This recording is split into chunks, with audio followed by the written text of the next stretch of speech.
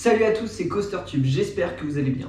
Aujourd'hui, je vous retrouve pour une toute nouvelle vidéo et on va s'intéresser à l'avenir de Disneyland Paris et plus précisément à la toute nouvelle zone Frozen qui ouvrira en 2023. Je vais tout d'abord vous parler un petit peu de la zone et des 3 nouvelles zones qui vont ouvrir au fur et à mesure des années. Il faut savoir que tout commence un 27 février, lorsque Macron va rencontrer le directeur de la Walt Disney Company, donc c'est le high level de la Walt Disney Company, et ils actent ensemble que le parc Walt Disney Studios va recevoir 2 milliards d'euros donc de la Walt Disney Company pour se développer et créer de nouvelles attractions. Il faut savoir que ce plan, personne ne l'attendait. Ça avait vraiment l'effet d'une bombe dans tout le milieu des fans de parcs d'attractions et surtout des fans Disney, puisque évidemment c'était rêvé et fantasmé d'avoir enfin des nouveautés, puisque la dernière nouveauté, vraie grosse nouveauté, c'est 2014 avec Ratatouille, depuis rien du tout.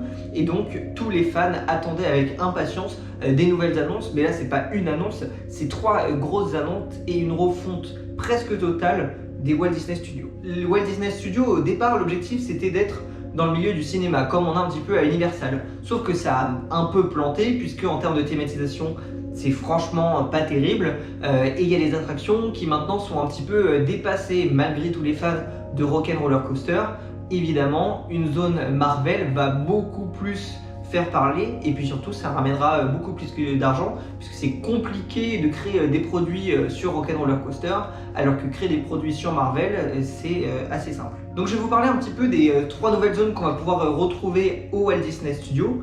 Tout d'abord, la zone Marvel qui prendra place à la place d'Armageddon et de Rock'n'Roller Coaster. Armageddon qui n'était pas forcément l'attraction la plus adorée des visiteurs, et puis Rock'n'Roller Coaster qui était un peu en décalage avec tout ce qui est cinéma et films Disney. Et donc à la place, ce sera une zone Marvel. J'ai vraiment hâte de voir à quoi ça va ressembler et ce qu'ils vont transformer un petit peu de la thématisation, puisque c'est ça la grosse nouveauté, c'est une rethématisation, puisque le ride de Rock'n'Roller Coaster reste le même. Avec ces 2 milliards d'euros, en dehors de cette nouvelle zone qui va être entre guillemets une zone remodifiée, il y a aussi la création d'un lac sur lequel vont s'orienter les toutes nouvelles zones, donc tout autour de ce lac, comme un petit peu Epcot à Disney en Floride, mais je vais vous en parler juste après. Cette reconstruction et ces aménagements, on les voit déjà par rapport à la fermeture d'une grande partie de Studio Tram Tour, qui va maintenant se rapprocher du land Toy Story pour être en lien avec Cars, et donc forcément Studio Tram Tour, ce qui devient Cars,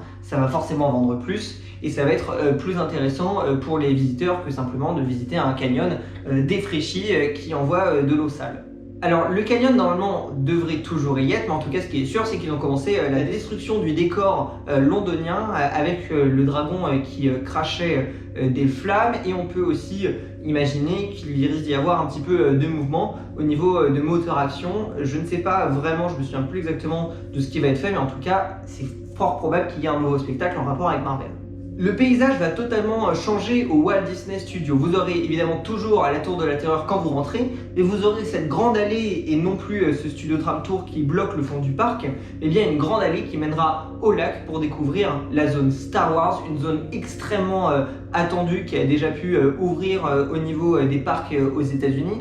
Star Wars qui est une franchise absolument énorme que Disney a racheté de Lucasfilm, donc j'ai vraiment hâte de voir à quoi ça va ressembler. Mais il y a aussi cette zone Frozen qui sera un petit peu plus au fond avec ce château, ces montagnes, une zone Frozen qui évidemment risque de ramener beaucoup de monde, puisque la Reine des Neiges fonctionne très très bien, le 1 a fonctionné énormément et le 2 aussi, et j'ai hâte de voir un petit peu à quoi ça va ressembler, mais on a déjà des idées puisque ce projet est déjà né à Epcot avec l'attraction Frozen Even After. Donc ça c'est une attraction qui s'est ouverte il y a quelques années à Epcot dans le land un petit peu norvégien, puisqu'il faut savoir qu'Epcot, tout autour de ce lac, on a plein de petits lands en rapport avec des pays. On va par exemple avoir la France avec l'ouverture très prochainement de Ratatouille. Et il y a quelques jours, on a pu avoir un peu plus d'informations sur cette zone Frozen et ce qu'elle va contenir.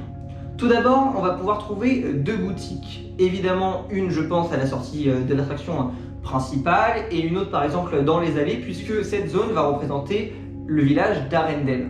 On trouvera aussi, en dehors de ces 2 boutiques, un point de rencontre Moi, c'est pas quelque chose forcément que j'adore, je me vois pas forcément aller voir des personnages pour prendre des photos avec eux, mais c'est quelque chose qui fonctionne très très bien, surtout sur les parcs Disney. On peut s'en rendre compte avec les temps d'attente qu'il y a par exemple surtout en Asie au niveau de ces personnages, et puis aussi à Disneyland Paris avec le pavillon princesse où il peut y avoir des fois 1h, 1h10, 1h30, 2h d'attente tout simplement pour prendre une photo avec une princesse. Donc il y a quelque chose d'obligatoire d'avoir Elsa et Anna en photo dans cette zone. À côté de ça, on va avoir aussi un restaurant, j'espère qu'il sera un petit peu en rapport avec la cuisine norvégienne. Je trouve que ce serait intéressant plutôt que de faire un fast-food de plus, mais ça on le découvrira en 2023. On va maintenant s'intéresser au cœur de cette zone et à cette nouvelle attraction. Cette nouvelle attraction, on a plus d'informations et on sait que ça va être un boat ride, c'est-à-dire un bateau qui va en fait se balader sur l'eau comme on peut l'avoir dans Pirates des Caraïbes ou encore dans l'attraction Small World, mais ça va être un petit peu plus évolué puisque évidemment ils vont jouer beaucoup avec les nouvelles technologies et avec les animatroniques. J'imagine surtout avec les écrans, l'intégration des écrans dans le décor comme ils avaient pu le faire à Ratatouille, mais hélas l'intégration n'était pas forcément totalement réussie. Et vu que cette attraction existe déjà en Floride, on peut déjà avoir une idée un petit peu de à quoi ça va ressembler. Personnellement, je trouve que l'idée de cette attraction, elle n'est pas forcément bête. Alors forcément, ce ne sera pas une exclusivité parisienne, puisque Hong Kong est aussi en train de construire sa nouvelle zone. Donc on aura encore plus d'informations quand la zone d'Hong Kong va ouvrir, puisqu'elle va ouvrir avant la nôtre. On va pouvoir un petit peu imaginer à quoi ça va ressembler, puisque Epcot c'est un petit land Reine des Neiges, que là Hong Kong c'est vraiment un gros land comme celui qu'on va avoir au Walt Disney Studios. Ce qui va être vraiment magnifique dans cette zone, c'est l'intégration du château et des montagnes. On fait vraiment maintenant des choses folles, et c'est vrai que je suis un petit peu déçu aussi qu'il n'y ait qu'une attraction. J'aurais adoré qu'il y ait un coaster type un peu bobsleigh dans les montagnes pour échapper aux grands méchant de la Reine des Neiges, voilà, le monstre dans l'épisode 1. Donc j'aurais adoré voir ça, mais bon, on va devoir se contenter d'un boat ride, mais ça va être normalement quelque chose de très réussi, puisque la version à Epcot fonctionne très très bien et plaît énormément. Ce sera pas quelque chose de sensationnel. C'est ce qui manquait aussi peut-être un petit peu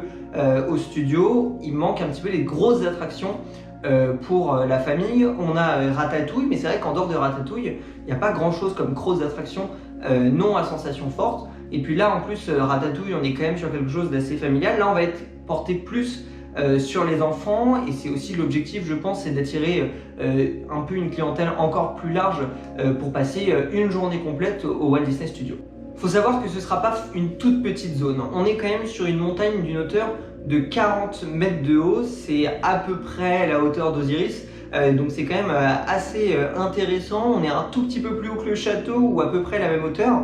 Donc ce ne sera pas une petite zone, et normalement ça se veut vraiment impressionnant. Il faut savoir que la zone totale couvre 9800 mètres carrés. Donc c'est quand même énorme, et on peut s'attendre à quelque chose de magique. Cette toute nouvelle zone Frozen, d'après les concept art qu'on a pu voir, elle se veut hyper immersive. Et j'ai vraiment hâte de voir ça, puisque c'est vrai que c'est ce qui manque énormément sur les Walt Disney Studios. C'est-à-dire qu'on reste quand même à déambuler dans des grosses allées bétonnées, les attractions se mélangent au niveau des zones. On n'a pas vraiment de zone où on est intégré dedans, où on ne voit que ça, comme on peut l'avoir par exemple à Harry Potter ou encore Avatar à Disney World. Donc j'espère vraiment que cette zone va être hyper immersive, et puis on peut imaginer en plus pour la suite de nombreuses améliorations et puis des nouveautés, puisque ce lac est grand, il est occupé que au niveau de 2 espaces. Personnellement j'adorerais pouvoir avoir l'attraction Avatar, puisque ce land je trouve absolument incroyable, et c'est déjà génial que Disneyland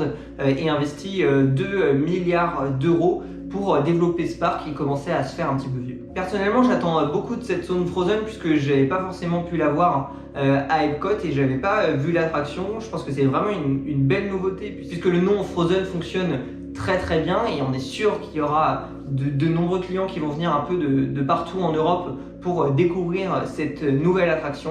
Dites-moi ce que vous en pensez aussi en commentaire, ce que vous auriez imaginé comme attraction, si vous auriez préféré par exemple une autre attraction à la place de ce boat ride. Moi je trouve que c'est une bonne idée ce boat ride, mais c'est vrai que ça aurait été bien qu'il y en ait une deuxième qui puisse un peu traverser la montagne, pourquoi pas. Je trouve que ça aurait ramené quelque chose de supplémentaire, une sorte d'exclusivité parisienne, comme on avait pu l'avoir pour Ratatouille avant que ce soit développer en Floride. Sur ce, n'hésitez pas à vous abonner, à me dire ce qui vous a plu dans cette vidéo. Je vais essayer encore d'améliorer la qualité, surtout au niveau du son. Comme vous pouvez le voir, il n'y a pas forcément le décor habituel puisque je ne suis pas chez moi pendant 6 mois, donc je ne vais pas pouvoir tourner de la même façon, mais voilà, j'essaye de vous faire en tout cas plein de vidéos. Il y a plein de choses qui vont arriver, comme par exemple PortAventura qui est déjà acté avec la chaîne Zen Park Rider. Bref, plein de choses qui arrivent, et puis surtout rejoignez-moi sur mon Instagram CoasterTube, c'est là où je développe plein de choses en ce moment et vous êtes de plus en plus nombreux à me suivre comme sur la page YouTube, donc ça me fait hyper plaisir. Allez, je vous retrouve très bientôt pour plein d'autres vidéos, à plus.